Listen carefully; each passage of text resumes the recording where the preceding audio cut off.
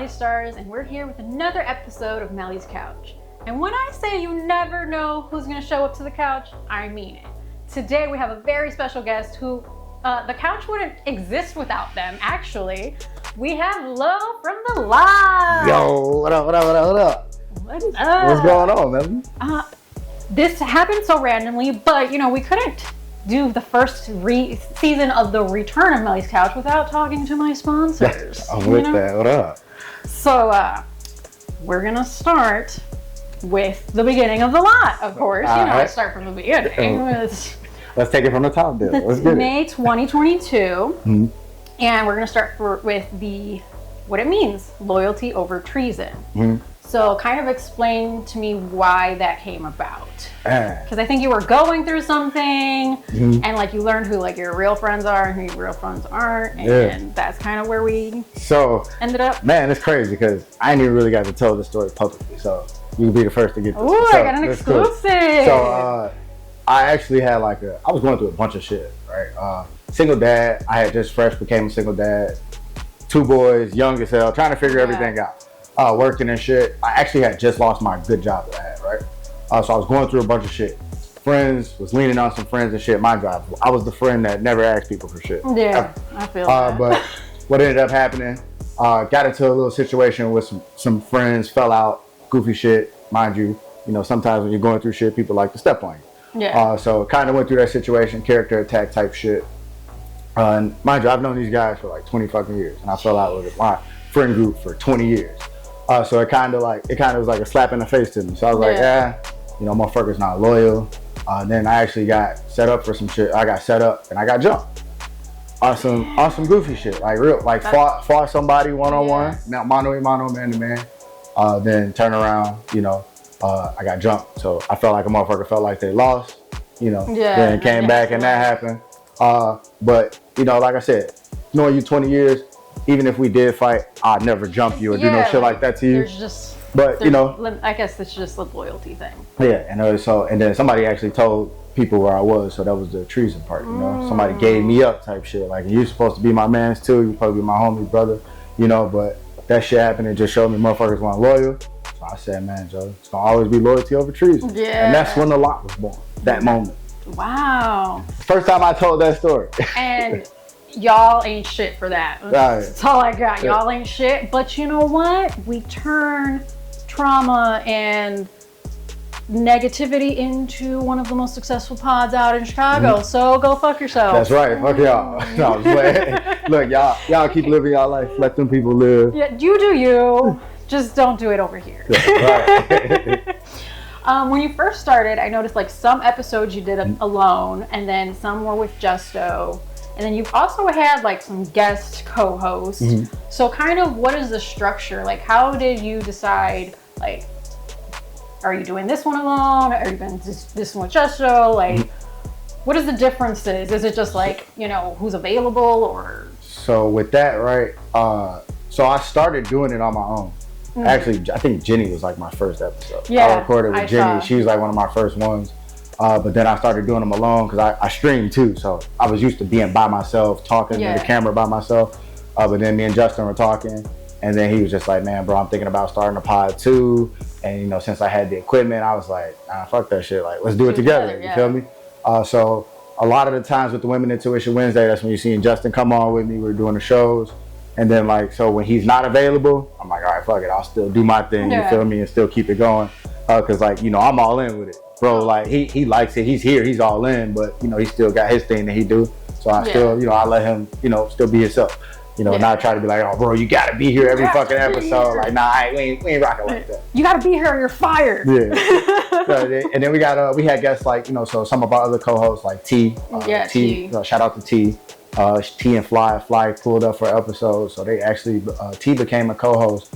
She pulled up for an episode with Fly. Mm-hmm. And we were just chopping it up. Mind you, I've known T since I was probably 12, 13 years old. Yeah. But her and Fly started dating after we got out of school and shit, which was a left field type thing.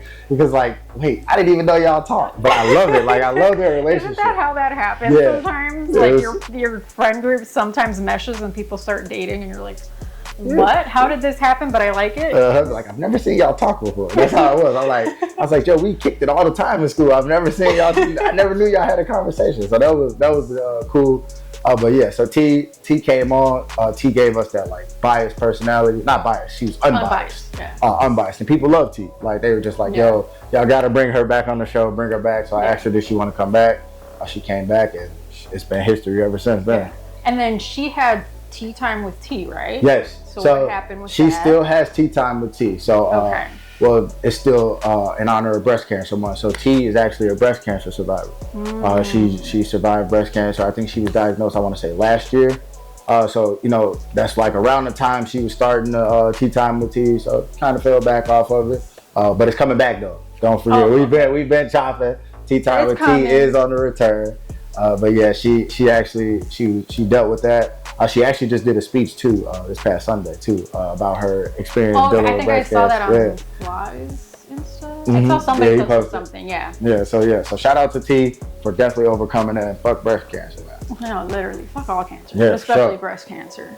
So talk to me a little bit about, since we're on the topic of different shows, Women's Intuition Wednesday. Kind of what is the concept and how do you guys come up with the topics and decide who's gonna come? Because you know it's all about the women, but it's also like not a battle of the sexes, but like the differing views. You know, so it gets a little crazy. So our Women Intuition Wednesday segment. So it started with Shaky actually came up with the name. Me and Shaky used to shoot pods together before. Shaky liked to be behind the camera now. So when he come, he do the camera work. Even at, I guess you seen him at Too Good when he came and pulled up, did the camera work.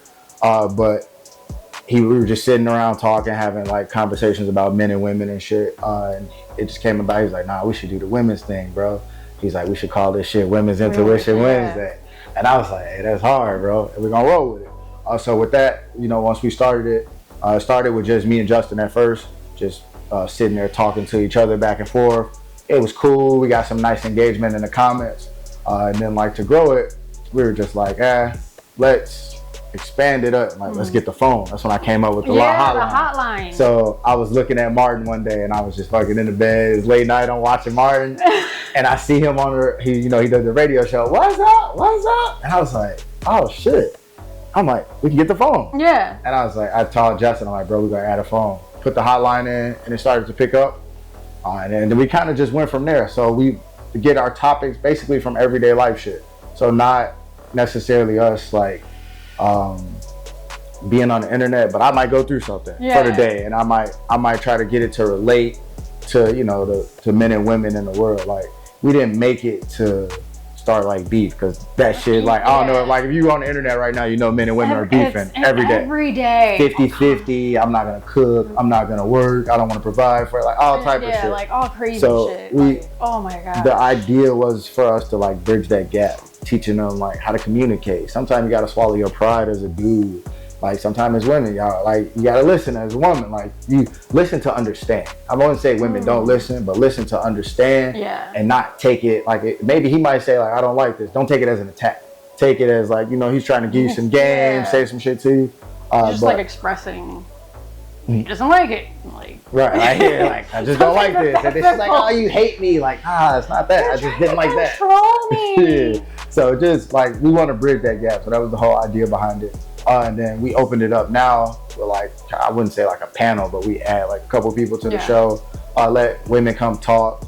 So if they don't want to call in, the girls on the show might give you a perspective that you're like, damn, or you might want to ask her why she thinks that way, because you might be going through it, or you know somebody. Like, the women sometimes themselves have differing opinions on the same thing. I think there's one episode I watched that I was like, I agreed with like two of the women, and I was like, who hurt this other girl? Like, what is wrong with you? It'd be definitely episodes like that. Like, yo, who hurt you? Who hurt you? Because I'm like, this is the most logical thing over here that everybody agrees with, and you're just like off the rails. I'm like, who hurt you?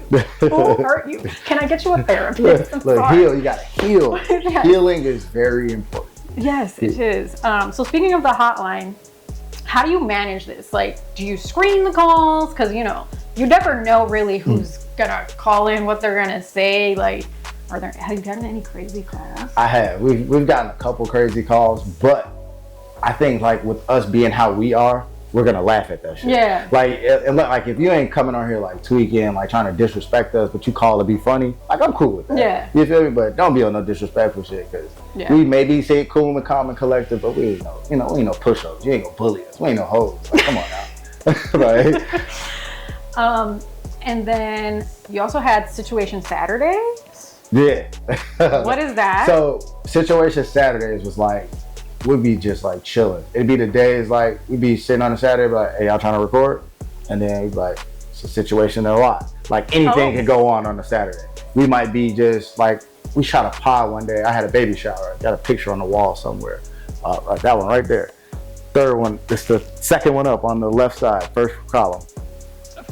Second one up from the bottom. Here. Go up, that one right there. That was after my baby shower. So that's when the situation Saturday started.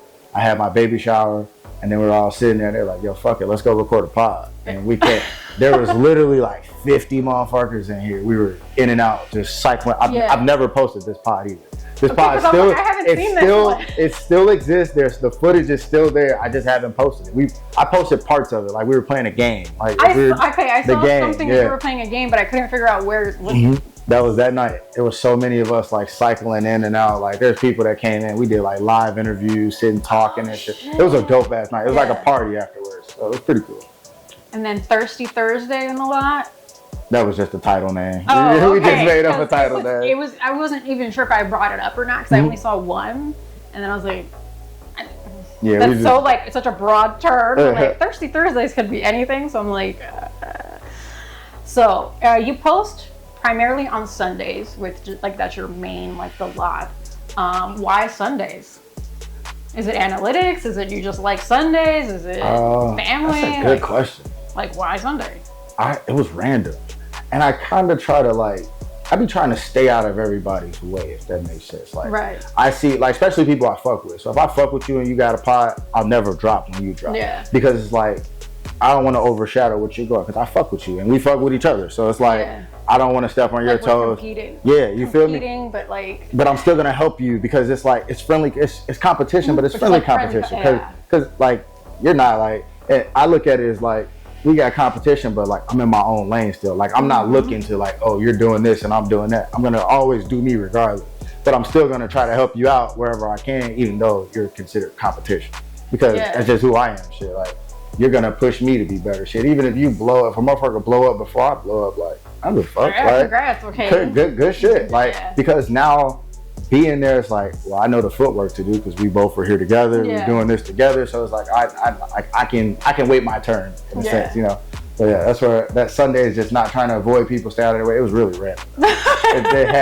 There was no like reason behind it or anything like that. It was just random. And I think it's cool because I think we have like the 3 pods that we all kind of work together to different degrees. Like me, Melly's Couch, The Lot, and then 290 Mo. We all had we all kind of work together, but we all do our own thing at the same time, and we're all on different weekdays of the week. Like you're Sunday, I'm Monday, Mo's Wednesday. So we don't get in each other's way, and we it's like you said, we all can still help each other and promote each other, and we're not in each other's ways. So and Sunday worked out. I love that. That's why I just Sunday. It's like perfect. I was like, fuck it, every Sunday. Sundays used to be my posting days for my blog, because that's when I got the most traffic.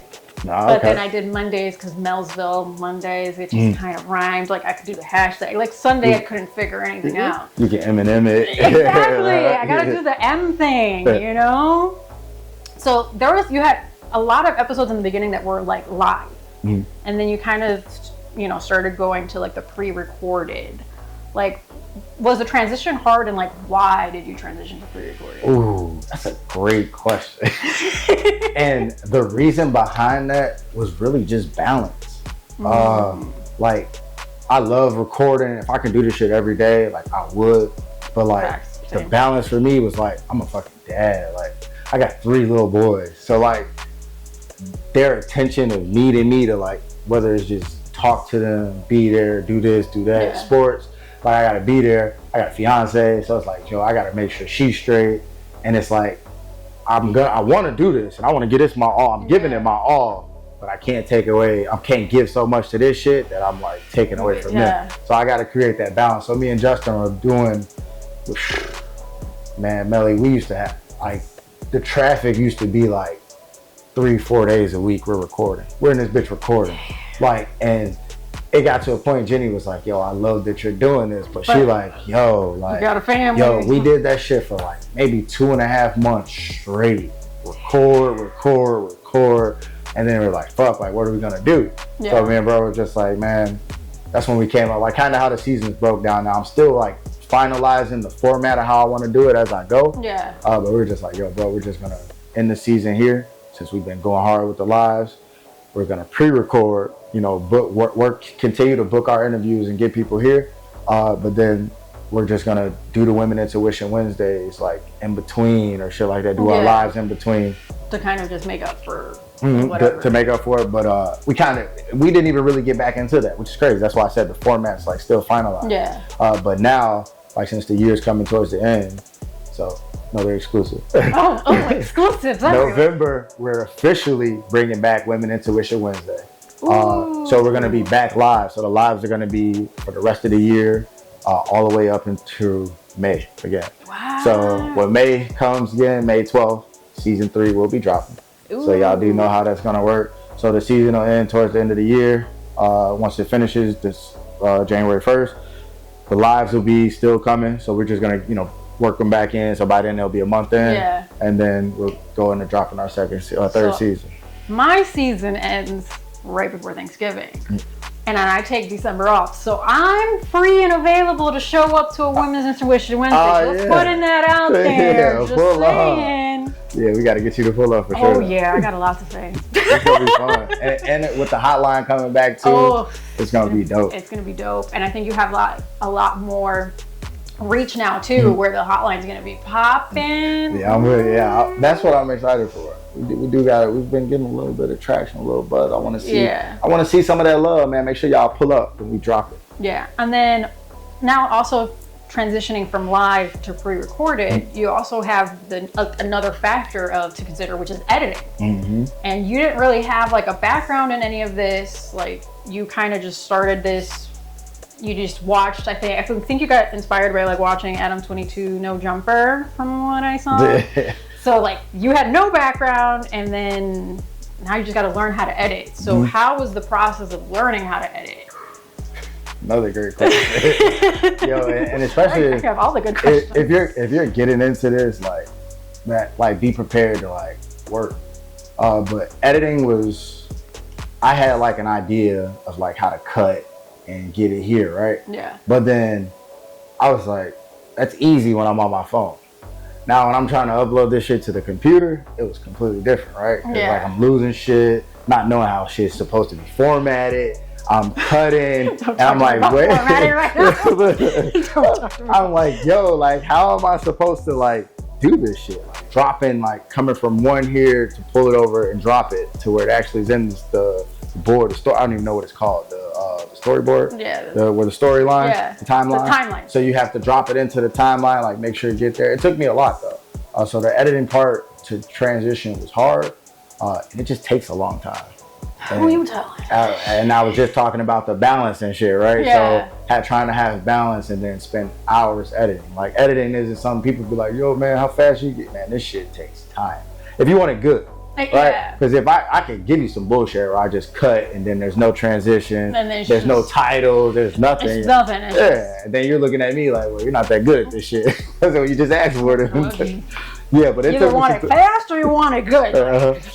So and you can't have both. And I've been big on like the quality with that shit. So it takes me time to do it. So that's why I give myself a week.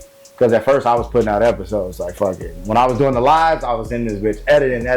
Yeah. But then I guess the downside of the pre-recording is you have a lot of shit in inventory that you have to edit. So yeah, but the editing, it was challenging. But I think it's still challenging. Like even me that I have experience, and like I have a background in editing, and like I went to school and did all the things. Like even sometimes I'm just like, why doesn't this work? Why can't I figure it out? So definitely coming from no background to now doing it yourself, insane. That's a big transition. Props, because you could really just put them out there and be like, hey, it is what it is. Fuck it, in the raw. And I've seen pods do that. They just drop it raw. Gillingham used to do that, raw, no edits. Like early on, they did raw, no edits, which was cool. It's authentic, but you want to get that shit right. Now they shit look good though. I be peeping y'all. I be listening to y'all audios and I'm so big into like good quality now. I guess like I pay attention to all that shit. Yeah. So if I can like sounds, I can hear audio glitches in certain episodes of pods I'm watching. I'm like, yo, their editor fucked that up. But like we were talking earlier, the common ear, the common eye won't be able to see it. But if you do it and you're an editor, you're gonna know. Yeah, like I've had a couple of interviews where it's like there's a 2-second error that a normal person wouldn't notice, but I'm going to go back and re-edit it and re-upload it and do the whole thing because it's gonna bother me. Especially when you're doing that. Yeah, and it's like I think too, it's like also your name, your brand. So like, regardless of the person that you're interviewing or sitting down with, like it's still a reflection of you and like your quality. So that's why I'm like, oh. Okay, yeah, fine, this person might have annoyed me, but I'm like, this is still a reflection of me, so I gotta go back and edit. I saw somewhere that you said you left your job to make this like a full-time thing. That's not an easy decision. How did your family feel about that? Because like you said, you have a family to provide and support, so... My family thinks I'm crazy. Oh, wow. They all think I'm crazy. Very supportive, but they think I'm crazy. But when you do shit like when you're doing this, like believing in something or something that's on your own, right? You gotta kind of be a little crazy because everybody's not gonna agree with you, right? Because just because I'm in the business and 5 other people might not be in the business, all 5 of them are gonna look at me crazy because I'm the only one that likes business. You know what I'm saying? So like, I kind of think that's how it is like in entrepreneurship. Like, I know people that are entrepreneurs, but like actually in my family, like. Nobody has like a business on their own anymore. Besides my uncle. My uncle was part of the reason that I went to get a business myself from doing that shit. Yeah, so like, and people used to say he was crazy, but he got money. He was able to get money and do that and shit like that. So I got the support. Jenny was just like, fuck it. Like, if you're confident, you know you got it, like, let's do it. And shit, like, I'm here now. Yeah. It was scary though. It took me, I thought about it for a while. It took me maybe 2 months to officially fuck it, I'm about to go ahead and take this shot. Cause I was getting some traction, but it's like, yo, I'm getting this traction, but I'm missing so much. I missed 5 or 7 big events that could have changed my shit early, missed it. Damn. And it was just fuck. I said, yo, this can't keep happening. I got the money to go to these places and do this, but I'm at fucking work. Yeah, I don't have the time. You know, I don't have, or even having the time oh, well, you can't take off this day because X, Y, Z, or then I got to make sure my kids got to go here. It's yo, look, I can't keep thinking like that. Something's got to give. I'm even if I go part-time, I'm part-time ain't gonna be too much of shit. I got to be committed and locked in. So I just said, fuck it. Went head down. We recorded 20, 30 episodes. We went crazy. Up until May 12th, that first release day, we had about 30 episodes recorded. From probably we started with 2, and we ended up getting 30 interviews booked, recorded, and shit, that was the birth of season 2. Oh, I think, yes, because I think when I came to the lot, you had told me that you had maybe 20 at that point recorded, and that was way before the launch for season 2, That was right up until the launch. Yeah. And then you used to, so the job that you left, was that the financial services, life insurance thing? Oh no, I still do that. Or you still do that? Yeah, I'm still a life agent. I still do that. So I needed clarity on that one. I wasn't sure. So I did, the job I left, I was actually manufacturing fucking conveyor belts.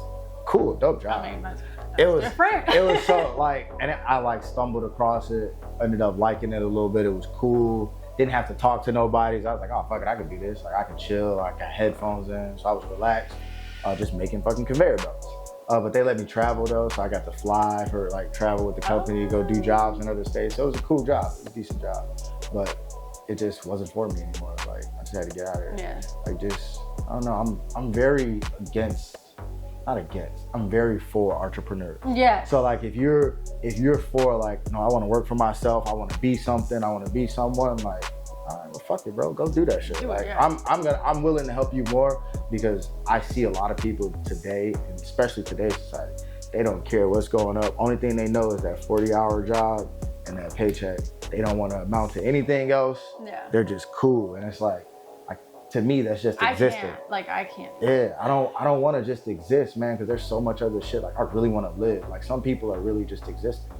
and not living. And it just, I feel like it drains you too. Like it's because I was one of those people, but I was always like in the back of my mind, I'm like, oh, but Melly's couch, music in Melville. Like I'm constantly at my 40-hour-a-week job, just constantly like, damn, but I want to create, I want to get in the studio, I want to do these things. But I'm like, but I gotta survive. And then even trying to balance it's hard. Like it's hard because I feel like you're so drained from the day job that like when you get to the fun stuff, you're just like, I have no energy.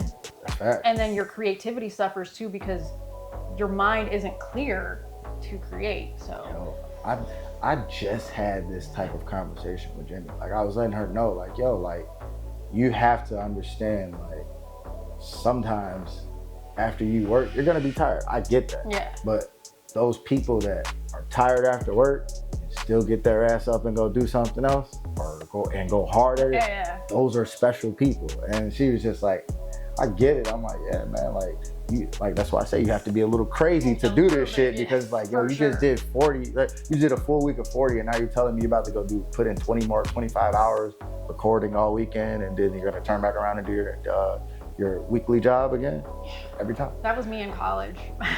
I was taking 6 classes. I was working like 40 to 50 hours a week and I was doing my internship at the TV station. Damn. I didn't fucking sleep. But I was so happy because I was doing what I loved. Like aside obviously from the day job, but I was still doing it and it's a lot though, but you definitely have to be crazy to do this shit. Like you have to be to balance everything. You gotta have a little couple wires off. A couple screws on loose to do that shit. So speaking of balance, how do you balance your family and the lot? Because you do a lot with the lot and then you do a lot for the family. You're even a basketball coach, I think for your sons, right? I coach my sons and I coach high school. Okay. So I do player development. Okay, so you do a lot. So how do you balance everything? I'm still trying to figure it out. Oh, okay.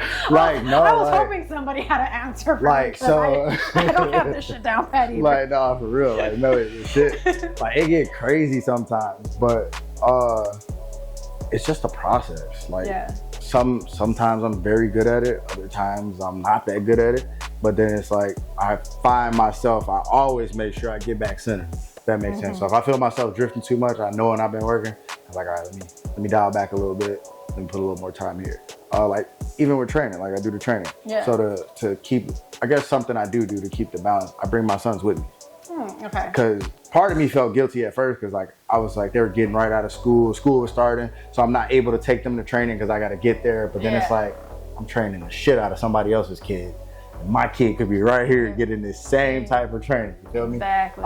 And it'll help us bond more because part of the balance because I know that bond's gonna come because I feel myself bonding with the kid that I'm training with. But I should be building this bond with my son even more. You know, we got a bond, but I know this bond working out will bring us tighter. So, but with that. And then I also got a little baby boy. I know. So he a handful too. So like trying to make sure I spend time with him and come back and be balanced. Cause like spending my time with him for balance is completely different. Like I can't just sit there and chill. Like, hey, I'm training. Go watch. Did you take notes? No, cause he's a little baby. He come in pants like that the whole time. Up. Up. Right. That's his favorite one. Up. So what I do with him instead, like he likes walks. So we go on walks and stuff like that. So I try to pour into everybody as much as I can while still handling my business and shit. But I ain't even gonna hold you. Like I'm that person that the business gonna come first. Yeah. Not because my family doesn't come first, if that makes sense. Like whatever they need, I'm riding. I'm gonna do it. But I have to put the business first because that's gonna set up our legacy. You feel me? This is how we're eating. This is how we're gonna eat in the future. Yeah, so generational. It's gonna be generational. Exactly. You're gonna have jobs. Your son's gonna have a job. Your son's gonna have a job. Your nephew's gonna, somebody's gonna be able to do something with this shit. I don't give a fuck if you hold the camera. You're gonna be behind the table in the camera shop. Wherever, like we're gonna have a bunch of. The line's gonna have a bunch of shit. Pictures. Whatever. Put somebody's mic on, like whatever it is, you're gonna be there at some point. You'd be able to do it instead of being like, oh, I don't want to go to my job today. Yeah. Like, instead of having that feeling, you can decide like, well, I can go work for my dad or if it's MJ, my uncle's, my brother's company, I can go do that. And, you know, I don't have to go and work 40 hours and not fucking enjoy it. I can be doing something, I'm around my family. You know how much more fun it'll be making money and I'm around my family every day versus being around people I don't know, have to build a relationship with. Like, my family would be much more fun. Hell yeah. Yeah, but that's it's always more fun when you work with people, like, instead of people you're just put together with, you know? Yeah, so I guess pouring into everybody's cup is like my way of like keep doing something and always doing something nice. So like even when I'm out, if I'm at the store and I grab some shit for myself, I'll grab something for my girl. Because that, even though I probably wasn't here all day, me giving you this lets you know that I was thinking about you while I was gone. You know what I'm saying? So just small shit like that. Yeah. So how do you pour into yourself? Myself, I don't. Not enough. Oh, okay. Not enough. That ball though, that hooping, that basketball, it saves me from a lot. Because I don't pour into myself nearly enough. I think that's, so my days when I'm on edge is me knowing that I haven't poured into myself enough. I'll give you an example today, for example. The last 2 days. Oh. I've had open days. My schedule's been pretty open. Basketball ended and shit. And I just bought this brand new game. I've been like, all right, cool. I'm going to play the game and I'm going to enjoy it. Yesterday, I woke up. I was like, all right, bet. I'm going to give me a couple hours in. I was on the phone. My phone rang all fucking day. And as soon as I was about to sit down, 20 minutes, I got to go somewhere. So no gaming that day. But this was supposed to be my pouring time. My gaming and my streaming is me pouring in the Today, I'm like, oh, dude, I ain't got shit to do today. 10 a.m., I'm up. 10 a.m. As soon as I sat down, that screen's been like that the whole fucking day. As soon as I sat down to play, literally, as soon as I sat down, phone rang, and then it didn't stop ringing until 2 o'clock. I had to leave at 2 o'clock. Jenny's like, you didn't play the game, did you? I said, nope. I said, don't worry about it. But okay. I don't really get the opportunities to pour into myself, but I guess seeing the people around me happy is how I pour into myself. Yeah, that's true, because if I, like I say, when you tell me good news, I'm excited because I feel like I won too because, you know, you're winning. I like to see my friends win, people around me win, smile, because I guess seeing y'all happy. Because when I throw parties, I'm not thinking about the party for me. It'll be for y'all. I want to see y'all enjoying our shit. You feel me? Yeah. So, but yeah. Why are we the same person? I do the same exact thing. Great minds think alike, Literally. Because I've been the same. I'm like, I just want to read a book. That's all I want to do is just read so I can decompress. And it's just been, the last few weeks have been crazy. I'm like, I haven't read a book, so I've been a little moody because I haven't even read a chapter. Because that's how I, like, you know, I just kind of escape reality and stuff. Like, that's my pouring, is like reading a book or coloring or playing video games too. And so, yeah, we're the same. Right. We're the same. So I want to talk about season 1 for a second. You said that you guys basically just had anybody who was interested to come on. But like now, obviously, as time has progressed, you're a little bit more famous. That has changed. So like, how is the vetting process for you now? Like, how do you determine who's coming, who's not coming? So who's got to pay a bag, who don't?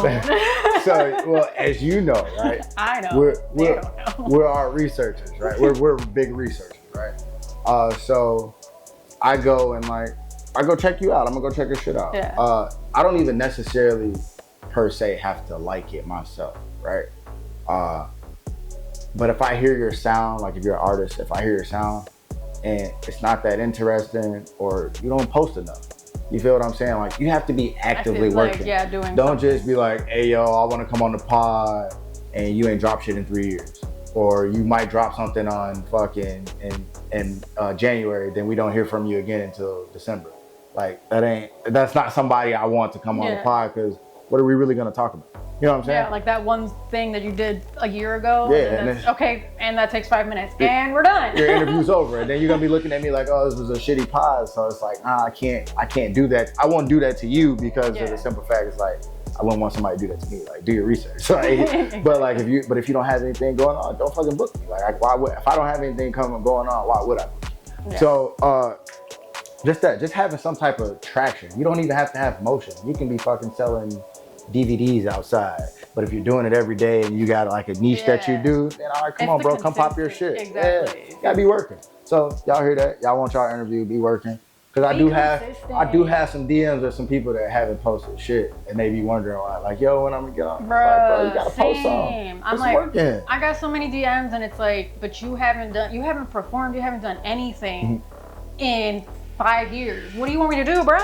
You have one post. What are we gonna talk about? I can't even do research because there's nothing to research. Right, give me something to talk about. Yeah, and it's not like, for me, a lot of people are like, how many followers? I'm like, it's not about the followers, it's how consistent you are. Because you could have 0 or you could have 10,000.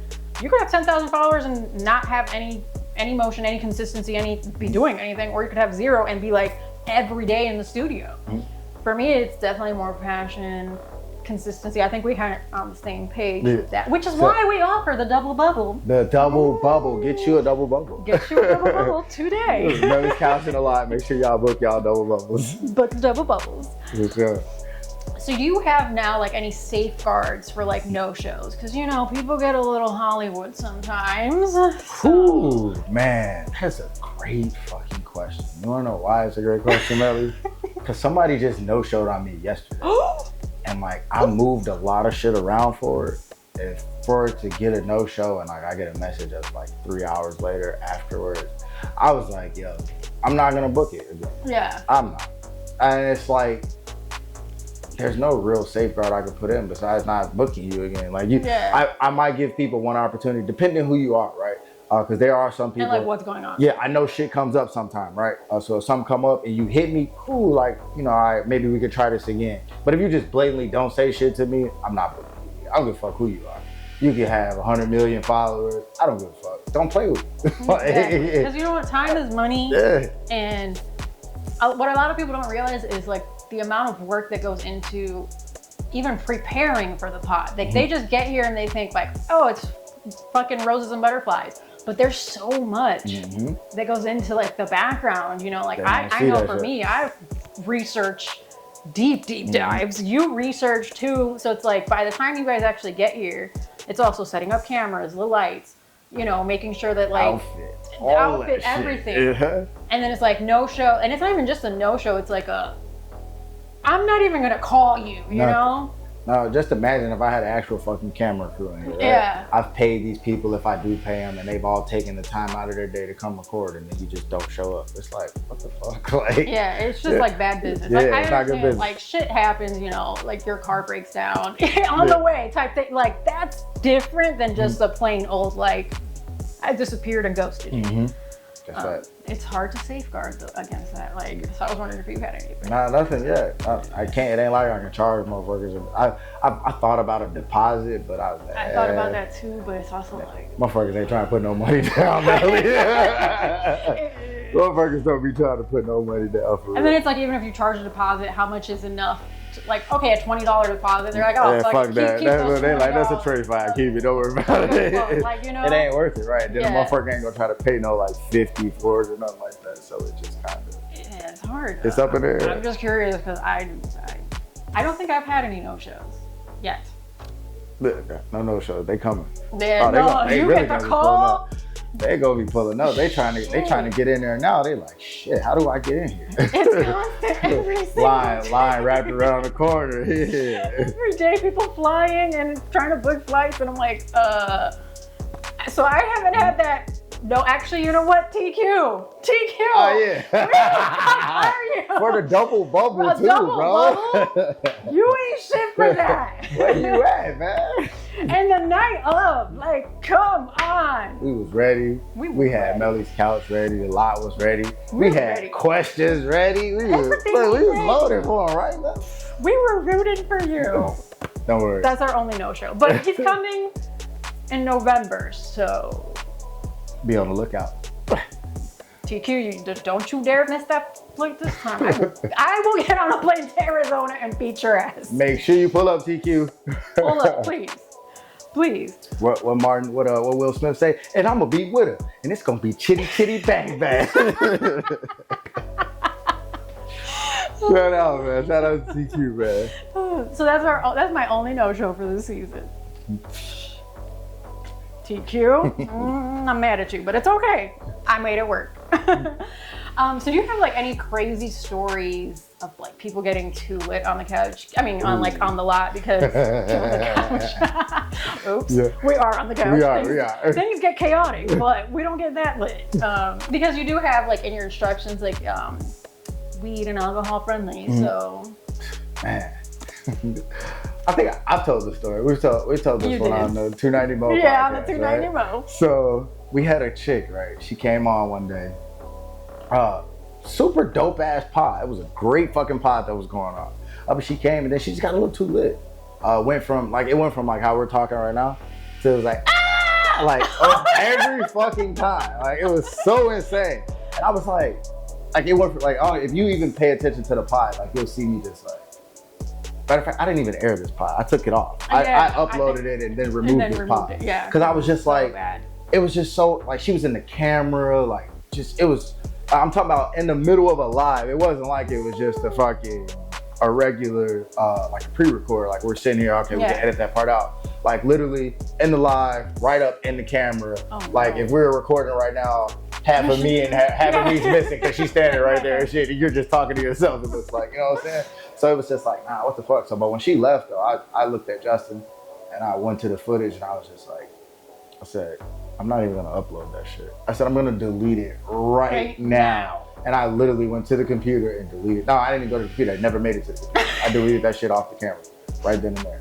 So how do you send, like, guests that do get too lit, how do you send them home? Like, you're just like, you're on your own, or do you let them like, I make sure that they straight, like, able to get home, or I'm just gonna cut the camera. We're gonna cut it, make sure you straight, and then we're just gonna, get your, I'm never gonna let anybody go home under the influence fucked up. Like, I'm gonna make sure you good. Cause I got sisters, I got kids, so I'm gonna make sure you straight. Yeah. That was crazy. Is that the only crazy, like, super lit person you've had? So I've had lit people, right? There's been people that have been lit, but never like that for real. Like, we've had like the talking over each other shit before, but that's just voices and shit. Nothing like too crazy. I can't think of any other one. Yeah, that was probably the only one. Everything else has been like calm and cordial.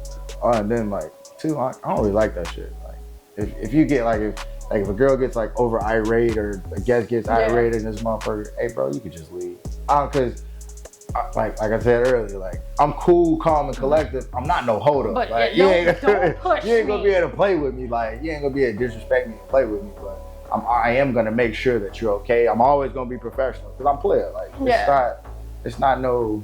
I don't know. I don't want to make an enemy because you might be too drunk, or you might have had one too many drinks. The weed might have been too strong for you that you was smoking. Like so if that's what the case may be, next time we just won't do it. Yeah, next time. We did stop smoking for a while. They were pissed that we stopped smoking for a while. Oh damn. People were mad, but it wasn't anybody's fault for it. They were mad. We can't fucking smoke it alive. It's like, yo, what happened? We saw y'all smoking the last interview. I was like, nah, bro. But we stopped smoking. We stopped letting people smoke for like probably like 5 months, 6 months. Damn. But yeah, that was because, when Milo was born, right?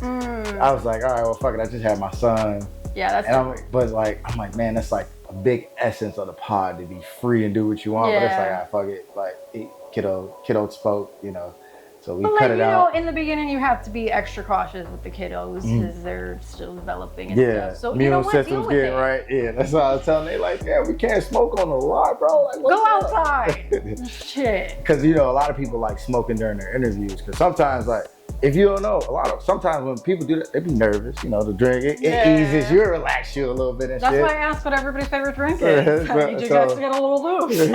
So somebody asked me they were like, damn, I can't go out. Can't step out and come back in. No, bro, we live. Like, that's so that was when we were doing the lives though, so it was kind of tight then. Yeah. Better now. Season 2, kind of discussed it. We touched base on this. You had a launch party. I was supposed to go. I didn't. Oh, I didn't have my car yet. And everybody was like, my typical rides, everybody was working or doing something. So I couldn't go. I think this is also when you dropped your merch, the trucker hats. Yeah. At the launch party? The trucker hats, yes, they came out. What else? What other merch do you have? Why did you drop the trucker hats first? Okay. Who got one? Oh, good question. So, the trucker hats came I wanted merch, right? I wear hats all the time. I like trucker hats. So I was just like, damn, what's something creative? Like, and I need merch for like, you know, my business. I'm a business. I want to be able to market my business.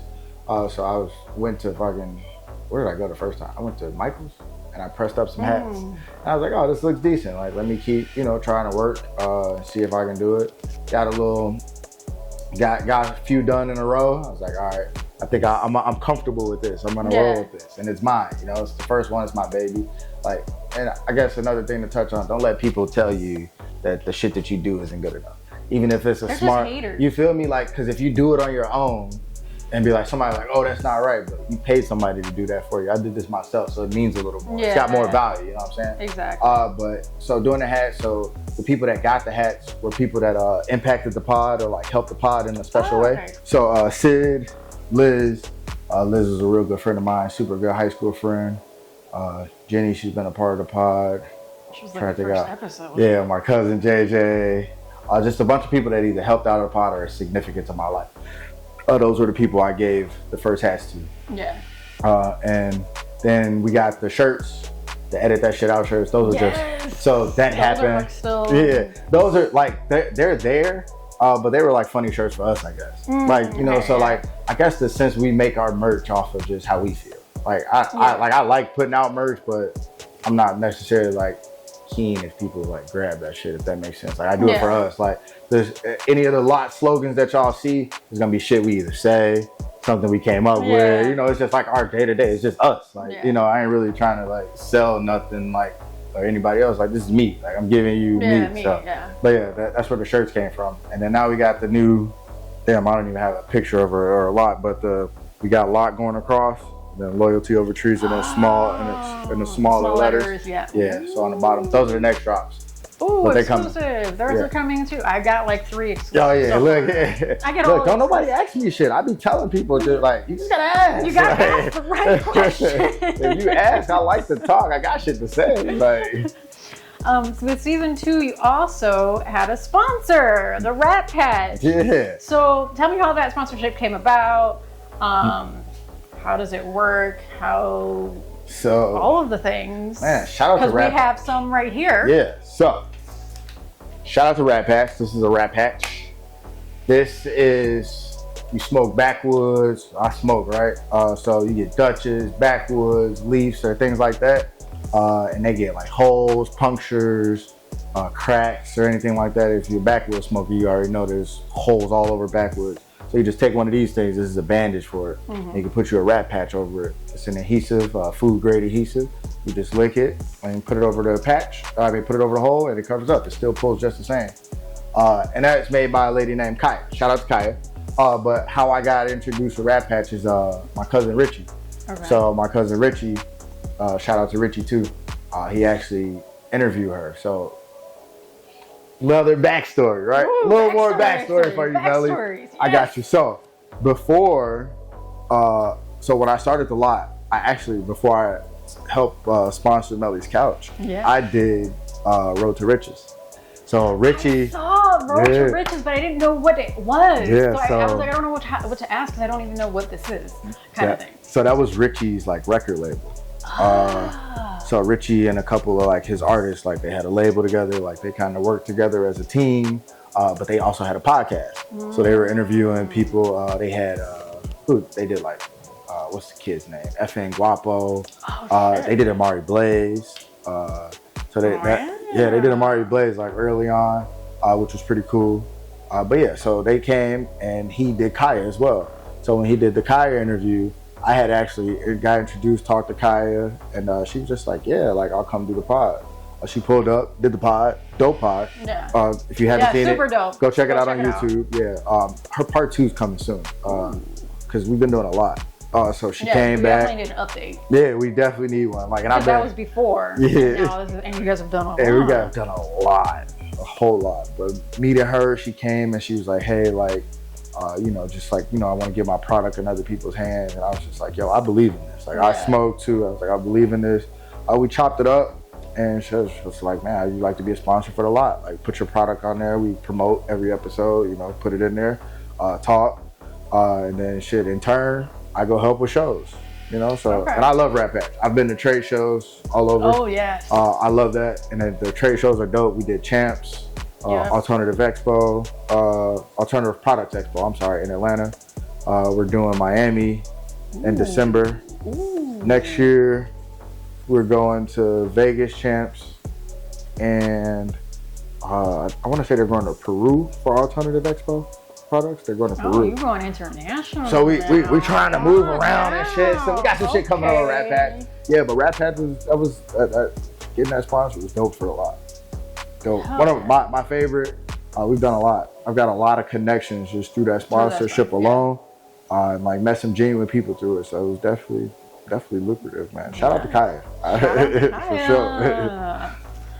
So you also for season 2 had your first fly-in. Oh yeah. So I mean, I know you guys talk about it on How the Connection and all that stuff, so we're not gonna ask that. Just go watch that interview, okay? But I wanted to know, like, how does it feel to touch more than just the Chicago space? Like, to actually be like, whoa, I'm hitting all these other places. Like, people are actually coming to me now. It's been surreal. Like, still, like, that moment of having, doing the Dom C interview, like, it still was surreal for me. It was like, damn, like, you actually hopped on a plane to come and record a pod. Then you came to the lot. Like, it's like, oh shit. Like, and then hop right back on a plane. And then you hop right back, and it's like, yo, like, it wasn't like a situation where it's like, oh, I'm already in town. It was like specifically just for this. So that was a good feeling, and it made me feel good. I still feel good, and like, I ain't gonna hold you, I've been riding a high off of that ever since. Like, everything's been flowing, Melly. Like, we've been talking. Like, I can't tell y'all. I can't give it all to y'all, but it's some shit cooking. Like, it is on the way. It is definitely on the way, but it's been surreal, and I've been enjoying every moment of it. Have like people reached out to you now that they're like, oh shit, like the lot is really like that much bigger because now he has people flying in. Like, does it help with the exposure a little bit? I think a lot of people. I think what people mistake me sometimes is our followers aren't that high on the gram, but notoriety is a real thing. Like, it's not. I don't like. I think that I forgot to say this when your question earlier, we were talking about the followers and shit. Like, you can have fucking 10,000 followers, 30K followers, but you don't have any emotion. Like, exactly. It's still the internet at the end of the day. Yeah, people are watching you. But like real life. But like, I could literally, just like you might can reach, a person can reach like 50 people doing this. I can literally pick up my phone and call somebody that can get me in touch or connected to 50 people or 100 people and make sure 100 people show up here. You feel what I'm saying? Yeah. So like, your followers don't necessarily mean much. It's a show thing, if that makes sense. Yeah. My followers, I got a small amount of followers, but if you go check my followers, I follow some motherfuckers with some motion. You feel me? Some people that'll be like, oh, okay. What is it? Quantity? No. Quality over quantity. Yeah, for sure. But yeah, I think that's was a big thing for me. Just being able to establish the quality over quantity. Yeah. The follower count don't mean shit. No, the followers don't mean shit, but I'm like, people DMing you like. Yeah, I know, but people have been reaching out more. And I just had this conversation again yesterday. Like, it's like, yo, I got like the calendar. Like, I got so much shit in my notes right now. You know how you have to wait to transition it to the calendar? Yeah. Because you want to get all the deets first and then you want to put it on there. Like, I got so much shit right now. I'm like, yo, this shit's getting wild. Like, what do I do? And then it's like, oh shit, I got 7 DMs I haven't responded to that like I need to respond to because I might lose this interview. So that's just a lot. I know it's a lot. I'm kind of on that right now after I just dropped a major interview, and then I'm like, my DM is nonstop. I'm going crazy. Season 2 also, you transition. You got a new room. There's no more neon lights. Nope. The words are gone, but you're in a new room. Is this room bigger? Yes. Okay. So I got kicked out of the first room. Oh no. Milo, my son does it. Okay. That little dude has done a lot. But no, so the first lot it was in a smaller room, but we changed it to the nursery. So we moved it from the nursery once we found out we were pregnant, and he's like, yeah, you're not getting the room back. That first room was all black. We painted it all black, LED lights all through it. Yeah, it was dope. It was still one of my favorite rooms. like for it to, and shout out to Jenny for this too, because it was always just an idea in my head. Yeah. So when I met her, like I was streaming and shit, my stream was popping. Like, I was big into streaming shit, doing the streaming shit. Like my traction was like picking up and shit, and I met her and I was like, man, fuck, like I've always wanted to like have me a real streaming room. And I used to show her different streaming rooms. And then she was like, why don't we do it? So we actually ended up, she like went with me, went to Home Depot, we bought the paint, we bought the tape, all type of shit, did all that. And then we painted the room and it was history. Came out nice. It took us like a day and a half. Nice. Recruiter shaky. And then, and then now with the new space, like do you feel you're able to do more? Because it's somewhat separated from the family as well, you know. So more history. This very room we're sitting. This used to be my bedroom.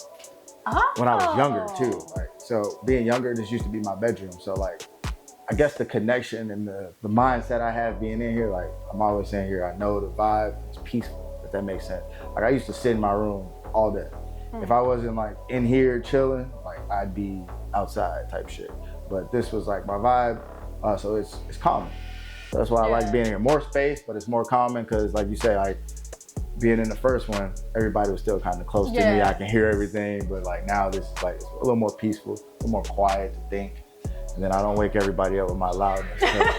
When I used to game, like sometimes I'll be talking, I'll get loud, and my person just sleep. They're like, "Hey, yo, you're too loud. What you doing?" My brother would do that. He would be like 2, 3 o'clock in the morning, and all of a sudden, "Come on!" And I'm like, Whoa, okay, got it. Dude, people are sleeping. He's like, my bad. Dude, that shows thanks for that. My mom used to come down here and go crazy. I'd be like, fuck, middle of the night. Fuck. You curse again, I'm gonna whoop your ass. So I know we talked about it earlier, but when is this season ending, and then when does the new season start? And then how many episodes do you have per season? Ooh, you wanna know why it's a great question? Because I don't even know. Oh, right. I don't know how many episodes are recorded. Oh. Right. So I don't know how many people like are the episodes. For the season. There's no format, but this next season when we come around, there will be a format, and I will be counting and keeping track. We just kind of just did it. Yeah, I think like the first season was in May, and then their second season started in May, but I don't know when it ended or their episodes. I just know May is like. And you want to know what's crazy? By it starting in May, I didn't even know the first season started in May. Didn't even know. I just dropped. Like it just it was just one of those like yo, Lo, you got to post to YouTube. You got to start posting here. You got to do this. You got to do that. So that was just when I did it and started doing it. I've had my YouTube channel for the longest. Like I just never knew how to edit, upload. I got an old shitty Call of Duty video from Black Ops 2, but I didn't know what to do. Yeah. But yeah, that was. So there was no set basis. It's gonna end, like I say, at the end of this month. Yeah. I mean, not the end of this month, end of the year. And then we're gonna pre-record Women Intuition Wednesdays all the way up until May 12th, and then we're dropping season 3. Okay. So we kind of have an end date and a start date, but we just don't know exactly how long each season is. Nope, not yet. We'll figure it out. We're gonna work on it next season. Yeah, I'm still working on that. Okay. Well, drop it in the comments what we should do. Exactly. There you go. Let us know how many episodes should be in each season of the lot. And who y'all want to see on that double bubble? Yes! Yeah. Who y'all want to see on a double bubble? Yeah, Drop them in the comments below. Besides TQ. Right. I'm not going to let him live that one down. So tell me about the Lot memory wall. Because I know that you kind of started it with season 1. But like, are you going to continue it for like every season? Or is it just something that's like just the people in the beginning? Okay, so there's, I don't even, what is that, like 12, maybe 13? But quite a few. Now, there's way more than that. So we take them after every interview. So every person, right? There's 20. So there's way more. Yeah, there's more than you've taken. There's only 20 up right now. Looking at it, I haven't posted a single one from season 2 yet, which is, so you know what? That's gonna be the thing to finish the year. Now that we're having this conversation, I'm looking at it. I'm gonna put the rest up. But the idea with the Lot wall is the history of the wall, right? But I want every person that I interview or the Lot interviews, I would like to take a picture with them and put it on the wall. Eventually, I want to get the printout to where we can print it out and they can sign it right then and there. It'd be way better when they can sign it right then and there. But so you're gonna see it go from like just the plainness, and then you're gonna see those black signatures going across. But I wanted to go around the whole room. Like I wanted to like the whole every interview, because I was gonna, at first we were talking about having people write their signature, but then after a while it just looks messy and it's not gonna look as clean, and the room like loses its essence, right? Yeah. So I want you to come in. I've seen that at some studios. I've signed a couple of walls. Yeah, and I love it. I love the idea of it, but because I was gonna do that in the first lot, we were gonna use a glow in the dark light, a glow in the dark Sharpie to do it. But it's just like, man, those would just kill the essence, right? Because after doing so many, people are going to be stacking on top of each other. So it's like, that makes sense. One wall I signed, I stacked on top of Herb because he like put a star, and I was like, well, you put the star there a couple of years ago, so I'm like, I got to put my name right there because the wall was just a lot already at that point. Yeah, so I want to make sure it keeps that clean look. I want you, like when people come to the lot, I want you to feel that like, damn, this is an experience. You see the lights, you see it all. Like, I want you to get that full experience when you come sit down with us and enjoy it. Yeah. Or because anybody can put a fucking camera up and some lights, but that experience. The experience is what makes the difference. I also saw on the 290 Mo, you guys discussed the 312 awards. Mm-hmm. What was like your involvement with that? Like I don't know what was going on. I didn't get any more information. I just saw that you guys talked about briefly. We talked about it, but to be honest, like he had mentioned that we had that we were mentioned there. Yeah, but I had no idea. Yeah, I didn't even know. And now I'm like a little more in tune, paying attention now. I actually just signed up for their All-Star game that they're having next year, 2025. Oh, okay. So I'm like signed up to play in it. So if y'all in that shit, hopefully I see y'all there.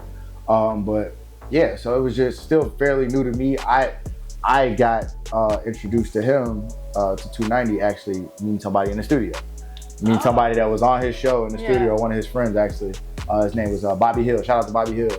Bobby Hill was like, man, bro, you never heard 290 Mo podcast? I'm like, man, bro, I've seen clips, but didn't know what I was looking at. You feel me? But he actually made the introduction for me, put me in tune, and then me and Mo had sat down for the interview, and that shit was history. But that's how I ended up tapping in with him there. Had no idea though about the 312 stuff. Yeah, until he said it. That's why I was like, I had to ask him, like, did you re-nominate? Like, I wasn't sure what was going on. I feel like all three of us should be nominated at this point. Oh, fact. If we aren't already, I don't know. I haven't been keeping up this year. But I told bro I want parts this year. Not even just on some I wouldn't say in a bad way, but like we supposed to be here, goddammit. Exactly. Like I know I ain't gonna sit here and bullshit y'all. I know our pods are good. I ain't gonna sit here and say like they the greatest pods ever. But like I know we record quality shit for y'all, and we deserve to be there. Yeah, exactly. We gonna pop our shit too. You feel me? Exactly. Like we don't gotta be winning everything, but like recognize us. We're here. Oh no, they gonna know. They know. They ain't gotta. If you're paying attention, you know. They ain't gotta put it online, but they know. They can't, Melly. They can't help but see us. When you're doing shit, they can't help it. They can't help it. You know how sometimes they say that shit up in your face? We right up in their face. They like, them again. Damn, I can't get rid of these motherfuckers. See them every day. Every day it's one or the other. Like, exactly. It's good. And that's why I don't even post reels on Sundays, because I know you be posting on Sundays. I appreciate that. So on Sunday, I'm like, ooh, maybe not. That's why you want me to tell you how player it is with us? Like when I drop on Monday, I hope you know, I never post a post. Like when I was like, fuck, I didn't post this week, I dropped, but I didn't even post that I dropped until the day after. I did notice. I was like, oh, okay. Somebody said, yo, bro, he said, why didn't you make a post and tell her? I said, Melly dropped today. Literally was my text message response said, Melly dropped today. I'm not dropping when she drops. Yeah, I just I saw it go live, and then I was like, oh, okay.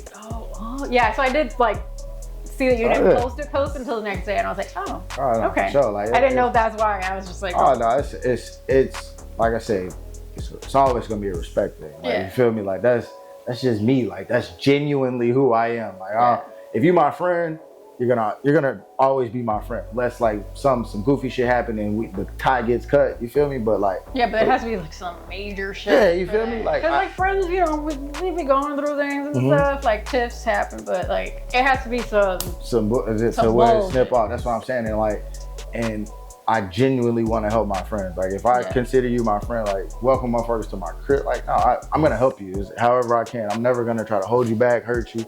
I've never been that type of person. Despite what any motherfucker may have ever told y'all about that, if they ever said that about, they fucking hate it. But I only want to help people. That's always been my motto. I like seeing people smile and help people. Yeah. So speaking of seeing people smile and helping people, the Lot also like gives back to like the community and stuff. So you did a charity event where you like with the Liddy Gang twins, and then you gave like they got an interview with a Lot and stuff. So how was that charity event? Like, how did you get involved? And like, okay, that's a good question. Damn, see, look, research. You see that? People do your research. But I got involved with that. Shout out to my cousin Richie again. Richie. That man Richie be doing his thing, bro. Don't ever look. Shout out to Richie. But Richie actually put together the event. This was something he was trying to do with the back to school event. Wrote to Rich. I think the picture's literally right there. The second one up, second column from the bottom. Oh, yeah, right there. Okay. So that was the day of the charity event. So it was supposed to be like a back to school event. Kids getting book bags. So Richie supplied food. The kids got all types of backpacks, school supplies. All the little goodies. There's basketball. And then like the kids were able to do like a talent show. And he did it for younger kids, and then he did it older, like for the grown-ups. Like the talent show, the showcase, and winner got the interviews. So Liddy Gang they placed first place. I think, what was the kid's name? Chosen was second. Okay. And then there was another kid, he was like, he reenacted Big Papa, Big Pun. Yeah. No. But the Chosen kid, he reenacted Michael Jackson. And he was dope. Damn. He had the jacket and the moonwalk and shit. But yeah, so they ended up, them performing, the winner got that. So I actually ended up sitting down with Liddy Gang. Dope 2 young ladies. Those young ladies are very, very talented. And committed. Yes. And like their work ethic was still being in school and stuff like that. Commend them. Shout out to Liddy Gang. And shout out to their Pops Jr. because he like, you have young girls in that field. In this industry. Yeah, man, and he being there, keeping them head solid, grounded. I love that. I love that for them. Shout out to the Liddy Gang. Shout out to y'all. Okay, so then you also had the Lot Father's Day event. Oh yeah. So what was just talking about that today too. Just talking about that. So a lot of the guys in the Lot shit, a lot of us are fathers shit. So a lot of my close friends, the guys that I consider my brothers and hold dear, we're fathers. So we get together with our kids all the time, just us, right?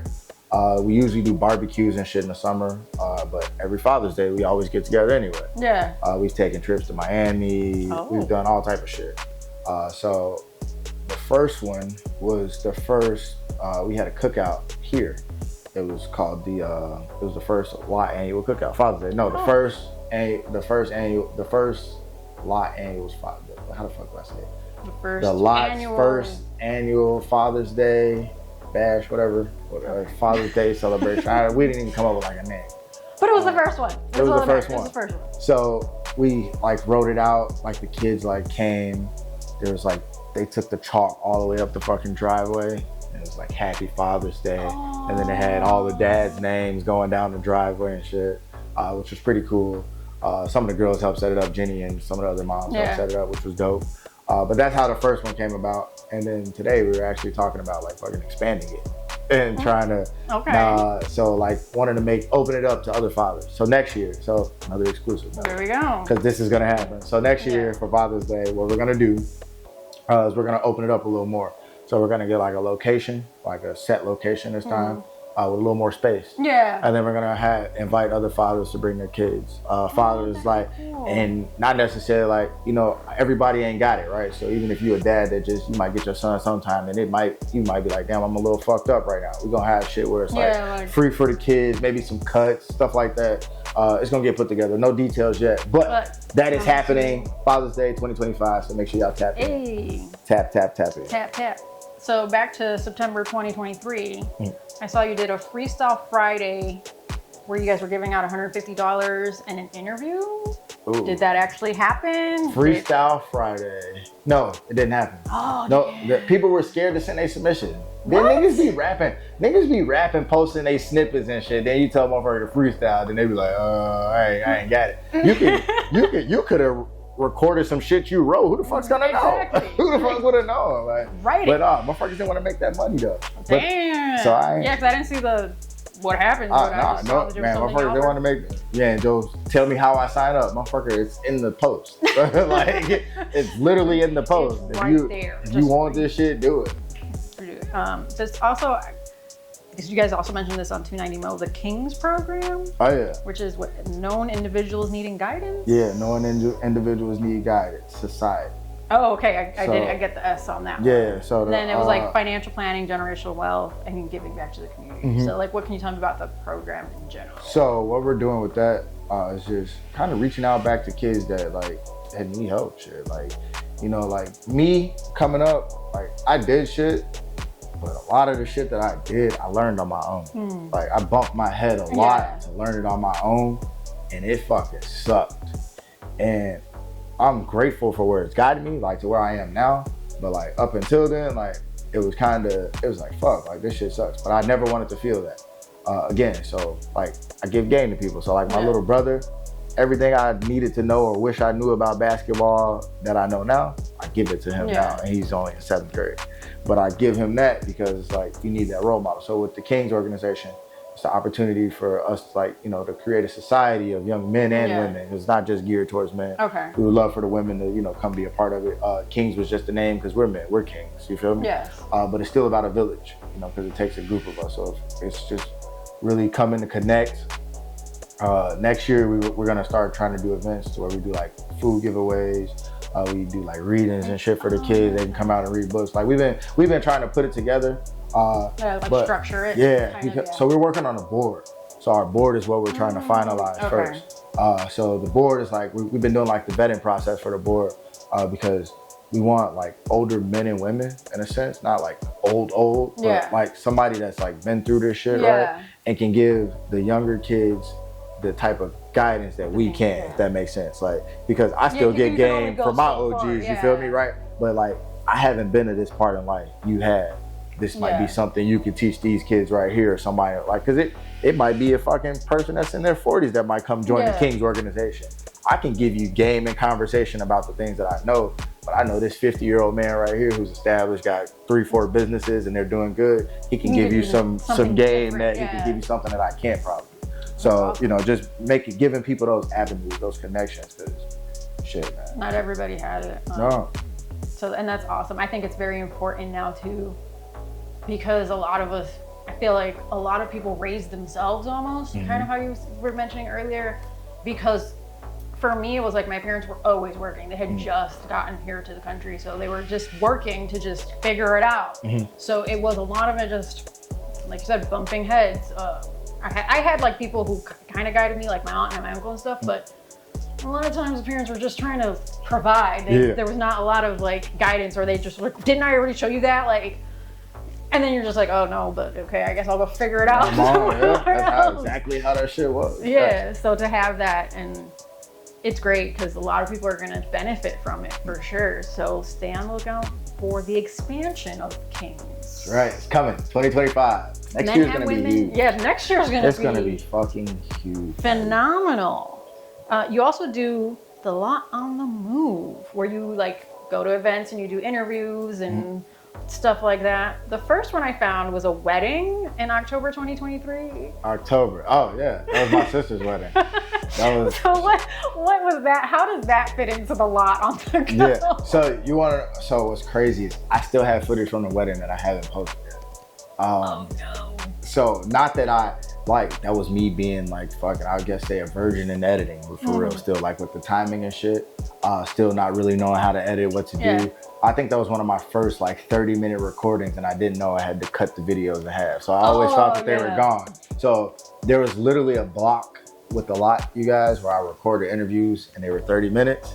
And then I'm like, fuck, I can't get them off the camera. So there's probably like 8 interviews for about 2 months that I haven't even cut down yet to take off because I didn't know that they can come off the camera. So they're still on an SD card. but I just have to cut them and break them down. Yeah. So coming someday. So that's where that Lot on the Move came from, though. That was my sister's wedding. It was dope. That was a fun ass wedding. Yeah. It was dope. A lot of fun. Then you did the bays off? Bays off? Bays off? Yeah, I always have one moment where damn, what's that called? Days Off. Days Off event. Okay. Shout out to the 93 boys. Shout out to the homie LaMonica over at 93 boys. She hooked us up with that event. She allowed us to come in with the media and stuff. So we were probably like one of the only people in there with cameras and shit. Oh. Mind you, first ever Lot event.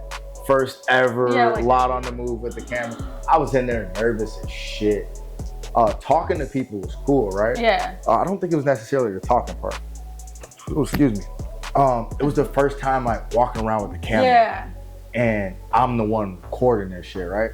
Cause as a youngin', like when motherfuckers used to come around with cameras in our face, we were like, "Man, get this fucking camera out!" Yeah. Like, we were really on edge seeing cameras as kids. So to be the one actually walking around with the camera trying to get motherfuckers to do interviews, I was nervous. I'm looking like I ain't doing a fucking interview. Yeah. But we got some interviews and shit.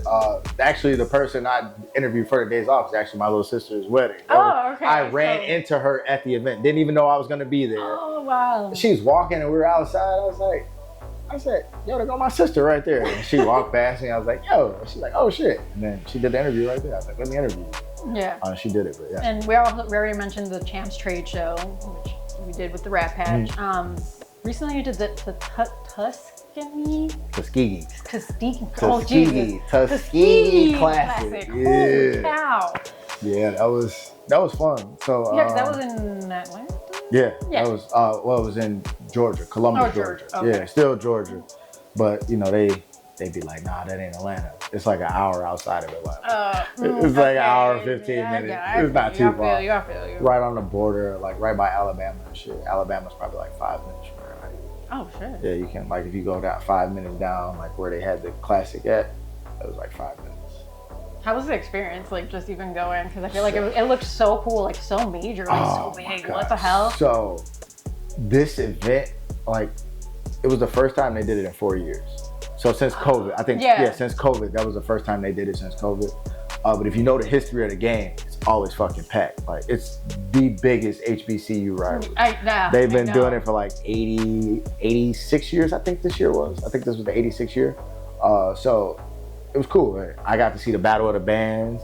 For it to be its first year back, I thought it was cool. I thought it was great. But yeah, they had the Battle of the Bands. I was getting to see it and get to see all the people coming in. But my favorite part, the game was cool. Seeing the Battle of the Bands was cool. My favorite part was the fucking tailgate. The way that they have legendary tailgate. Oh my God, it was crazy, Melly. I got there early because shout out to the 2 Foundation, shout out to Leroy, shout out to my boy J-Rock. But they put that together. They invited me out there for their event. So I got to see the whole setup of the hospitality suite and shit that they made. I kind of helped out with it and shit too, which was super cool. But then watching the parking lot go from nothing when I got there to, it was fucking crazy. When I say vendors everywhere, food trucks, they had cars lined up, big ass stage for a concert. There was clothes, all type of different vendors. It was crazy. You couldn't even walking through. It was almost how they used to take over the parking lots and put carnivals in there and shit. Oh yeah. People walking. It's literally one of those. But this was after. This was a tailgate. Yeah. Mind you, like I said, the tailgate was busting more than the actual game because I guess people they tend to go hang out at the tailgate. But yeah, that experience was dope. I got to meet Lonnie the comedian, the guys that run the Frenerius. Am I saying that right? Frenerius podcast, the Frenerius brothers. I think I'm saying that right. Don't quote me. Frenerius, Funarios. I think that's how they spell it. Frenerius, it's something like that. But yeah, comedian Lonnie's on there. Comedian Lonnie, they host it. They're super dope, man. I got to meet them, super genuine brothers. I got to meet who else? With some other people I met. I met a couple artists from Columbus out there too. Love John. What is it? Love John. I met him. He was nice, cool guy. And then I met all the famous people. His name King Mizzle. Yeah, so you met a lot of famous people. Look at you. I met some people with some decent motion. Shout out, Leroy. Leroy put that together for me though. My boy Leroy, he's got it in Columbus. He's from Columbus too, so I got to go visit his hometown. I actually met him a few years ago. Reconnected with him when I went back in July, and he invited us out. Like right before I left, I had took a meeting with him, flew us back out. So it was dope to go see his hometown and see, because he always used to tell me about Columbus. So to see Columbus and like to be there was pretty cool. So shout out to Columbus, Georgia too, because that shit was a lot of fun. I had a ball. It looked like fun. I'm like, damn, I was kind of like, I'm jealous. Yeah, I got to take Jenny with me and shit, so that was she cool. did a little camera work She did the camera work, made the job smooth. Like, hey, yo, baby, record this for me. And she recorded that shit. Even though she almost got fired earlier. Yeah, fucking phones ringing. You hear us talking in the background, other shit. We're going to fix it. Yeah. I'm going to fix it. Come on, I'm going to fix it. You also went to a couple of events out here in Chicago. Did the 2 Good open mics where you interviewed like almost every artist that performed. And then Midnight Club, but you didn't do interviews. You were just there like on the media list. So were these events like different from like all the other ones? Because I know, well, the timeline is a little. Yeah. Well, so those were music events, right? And mind you, like I'm into the music and interviewing artists, but like doing those were like my first 2, like actually going out to do those. Like I've always been familiar with the Chicago scene as people, but like doing those showed me a different side of it. And it made me appreciate it a lot more, right? Cause seeing up and coming artists, I love that. I love people that like, are trying shit, but to see so many, and then to see so many of them are talented. Yeah. Because a lot of them, like a lot of the people that perform, they had something that I liked about is either their appearance that looked nice to me, their sound, how they carried themselves, how they talked, or something. Like it was all something about each person that I talked to caught my eye. I think we were kind of talking when it first happened. Ray.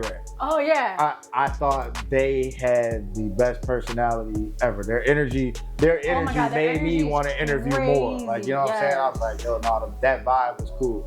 So shout out to them, man. Shout out to Ray. And what's the tall guy name, man? Shout out to you and your boy. I can't even remember his name right now. Sorry. And I just told Melly your name the other day too. And I forgot it again. You just told me too. We were DMing. But yeah. I know it starts with a J. But shout out to y'all, man. Y'all energy was great. And doing those interviews, like I said, it motivated me to keep going. Like me and Justin had a long talk afterward, and we're like, bro, this is good for us, you know?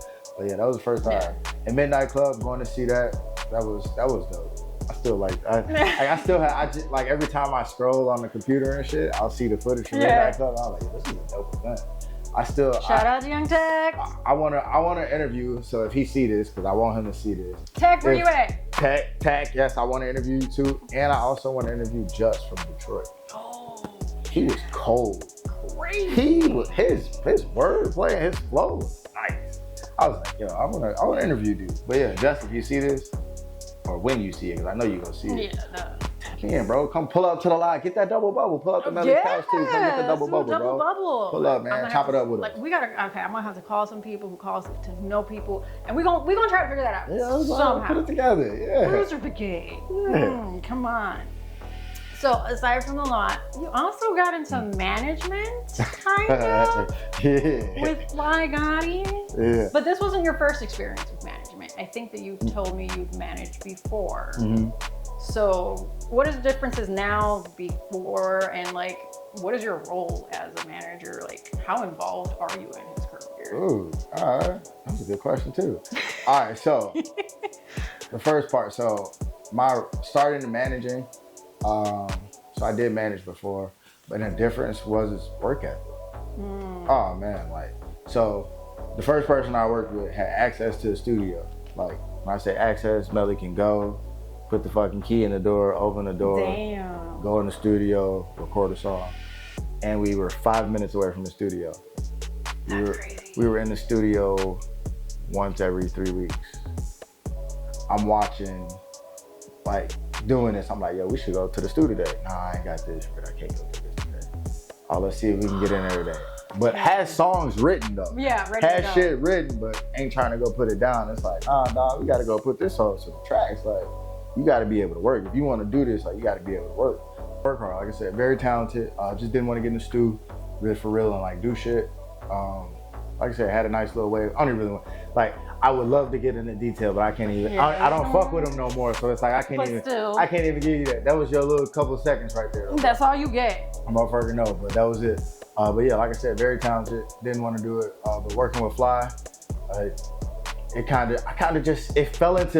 of fell into my lap, I guess, because we were just working. Like I said, bro, working. He putting in fucking work. He in the studio. Yeah. He calling me, yo, pull up to the studio, bro. I'm going to the studio today. What you doing today? Yeah. Like this is somebody all right, bro. Now you working, right? So now I'm willing to like help you more. So like I see him in the studio. So like when shit come up, or I see something, hey, bro, look, you might check this out. Yeah. Check that out. Man, you know, I know people that do this over here, bro. See if you can do that. See if you can do, yeah. I see lives with music submissions. I'm sending it to you. Like, yo, he got a decent following, and I know he gonna like your sound, bro. Like, you know, check it out. So then it went from that to, yo, they got a show right here. He like, man, bro, you might as well just fucking manage me, bro. You're already doing it. So it just kind of happened like that. It just kind of fell there. But then bro was just like, man, Joe, he's like, I think, and then I guess when we did the Too Good. Too Good, yeah. Too Good, he was like, when you Ink Dog. Shout out to Ink Dog too. I've been chopping with bro. I would love to interview you too, bro. I think he asked me for an interview. Yeah. My bad if you did. I'm gonna get to you. I'll follow up. Yeah, no, bro. Shout out to Ink Dog. That's he a solid brother. Even from meeting him and like I've known of him like prior to meeting him. Yeah. And then like meeting him, like good genuine dude and shit. But yeah, he's cool. But yeah, like when you were talking to him and he was like, man, he was like, yeah, this is his manager right here. He said, well, that's what she said. That's what it is. he said, yeah, she'll roll then, bro. I said, fuck it, I got you. Just step into it. No, but I was always with it because that's my boy. Like, so whatever he needs, like, so shit. I didn't take the title, but if that's what he want to give me, now you know, a manager title, and I'm gonna go, you know, I'm gonna keep doing what I do for him. Fly, I got you, bro. Don't trip. Maya did the same bullshit. She pulled that shit. She was real slick with it. I just started same thing. I was just doing things, helping her out. She was just asking me for help, blah blah blah. And then we walk into 10:02 for like a session. And she introduces me to Letha. She's like, oh, this is my manager. And I was like, when the fuck did we talk about that? Like, okay, this is fucking news to me. I guess we're here now. They be sneaking up on us. That's how they get you. That's how they get you. Now we're here. It'd be funny too because like, hey, bro, I need you to do this. I got you. All right, I'm on it. Maya called me today. I need another interview. I'm like, you just had one on Melly's couch. She's like, but I need another one. And I'm like, you need a lot of things from me. She's like, I need everything from you. Yeah, clearly. But I love it a lot more now though. Yeah. I've actually been enjoying it more. I guess because I'm a little more involved in like doing the shows and shit now. Like I didn't. Like you're more on the scene. Yeah, maybe like prior to it, I also didn't have a camera, so maybe that's why my patience grew short. Maybe if I had the camera, I'd be like, all right, cool, I can still record at first. But now it's like I didn't have it, so it didn't work out. Yeah. So, as a man of many talents, and we've kind of mentioned this a couple times, that you live stream. And you live stream primarily Apex. Yeah. So, your prop obviously has to be something from Apex. Oh, lit. Watson. Okay. I've never had merch from a game before. No. I've never bought myself anything from a game that I've ever played, and I was really good at Apex, and I like Watson. Well, thank you, Melly. You're very welcome. Oh, that's hard. So you've been streaming since I think 2018, or man. maybe longer. I think I started saw streaming. Like the first. Yes, 2018.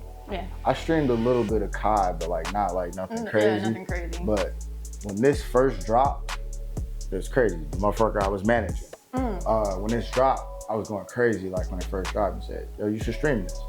I was like, ain't a bad idea. So I started fucking streaming. I started streaming PUBG first. But when this dropped, I started to play it and it started to, I kind of fell in love with it and I was like, fuck it, we're gonna roll. Yeah. But I gained a lot of traction. This is when Mixer was out. Shout out to, I wouldn't even say shout out to Mixer because Microsoft, I want to say fuck y'all. Because y'all bogus for getting rid of Mixer, bro. But yeah, I was on Mixer. Gaining some really crazy traction on Mixer. Yeah. And then I saw a lot of Mixer stuff. It just abruptly just ended. Whack. Microsoft sold it, they ended the service, and then I had to like start all the way over, but the game was already like kind of established. Still was cool. Got my little motion, my notoriety, if I should say. Yeah. But yeah, no, that was cool. Because you even streamed at Esports Arena? Yeah, in Vegas. Yeah, I got invited out there. That was So was this like a career path you were kind of on? Yeah, so I still fuck with the streaming. Like, that's like, but I didn't know you did it like professionally. That was like a shocker in my research. I was like, wait, whoa, what? He was like doing it, not just for funsies. Yeah, I've always been a big gamer.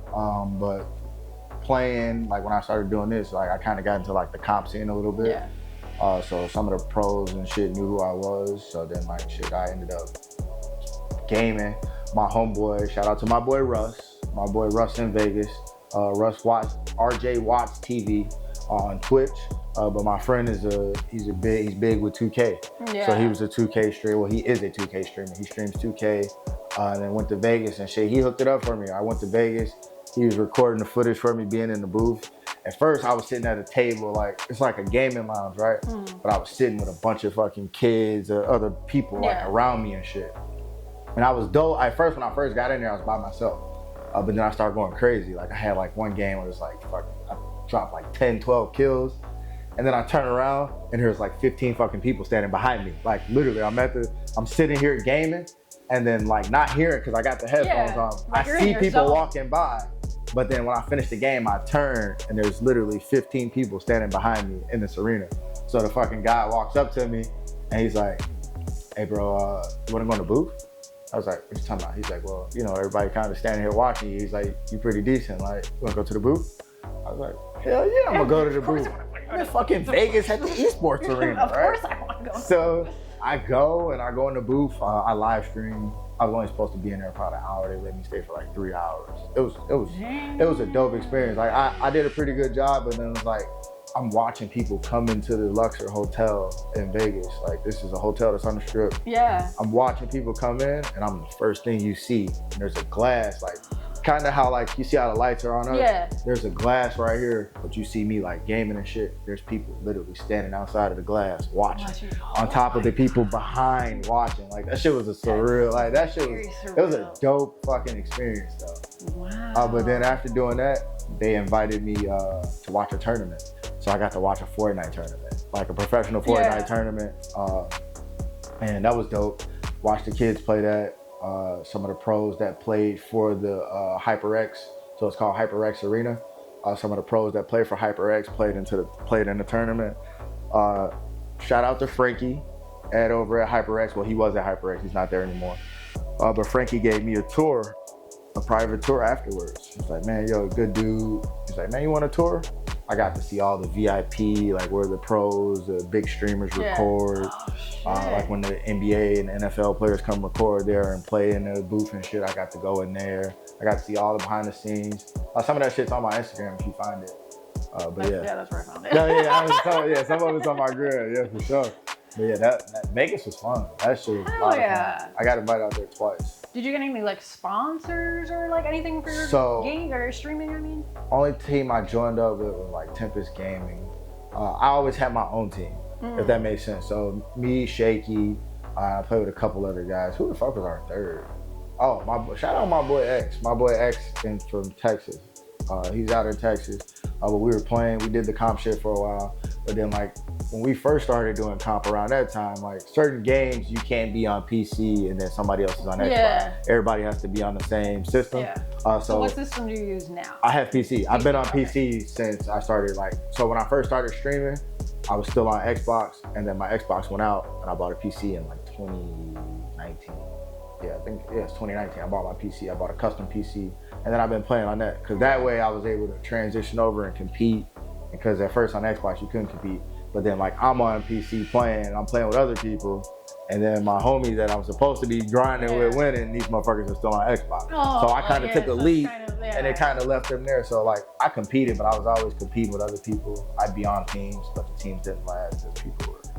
Egos are big on teams. So like you could be good, but if everybody like doesn't have the same mindset, it's not gonna be that good. So like I'll play with my homies, and we might talk shit when we mess up and stuff like that, but we're not gonna talk shit to each other to you don't want to play anymore.